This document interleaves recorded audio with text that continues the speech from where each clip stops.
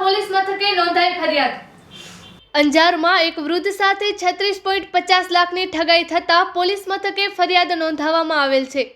ત્યારે આ મામલે સૂત્રોમાંથી પ્રાપ્ત થતી વિગતો મુજબ અંજારના લાયન્સ ક્લબની બાજુમાં બિલેશ્વર નગરમાં રહેતા શાંતિલાલ શિવજી રાઠોડ દ્વારા આ મામલે પોલીસ મથકે ફરિયાદ નોંધાવેલ છે। જે અનુસાર ફરિયાદીને ગત 30 નવેમ્બરના વોટ્સએપ પર દિલ્હી પોલીસ વિભાગવાળો મેસેજ આવેલ હતો, જે બાદમાં ઠગાબાજે વિડીયો કોલ કરી પાછળ દિલ્હી પોલીસના શિલ્ડ લગાડી પોલીસ હોવાનું જણાવાયું હતું। આ શખ્સે તમારા વિરુદ્ધ મની લોન્ડરિંગ ડ્રગ્સને કેસ થયો છે તેમ કહી વૃદ્ધને ડરાવ્યા હતા।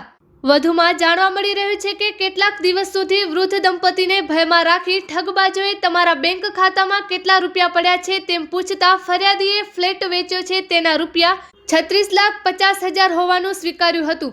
ઠગબાજોએ આ પૈસા મોકલાવો જેથી અમને વિશ્વાસ આવે કે તે પૈસા મની લોન્ડરિંગના છે કે નહીં, જેથી આ વૃદ્ધ દંપતી તરત બેંકમાં જઈ RTGS કરી આ બેંક ખાતાઓના રૂપિયા 36,50,000 મોકલાવી આપેલ હતા। બાદમાં ઠગબાજોએ સરખો જવાબ ન આપતા પોતાની સાથે છેતરપિંડી થઈ હોવાનું સામે આવતા આ વૃદ્ધે આરોપી ઈસમો વિરુદ્ધ સાયબર ક્રાઇમ પોલીસ મથકમાં ફરિયાદ નોંધાવેલ હતી। પોલીસે આ મામલે આગળની વધુ તપાસ હાથ ધરી છે।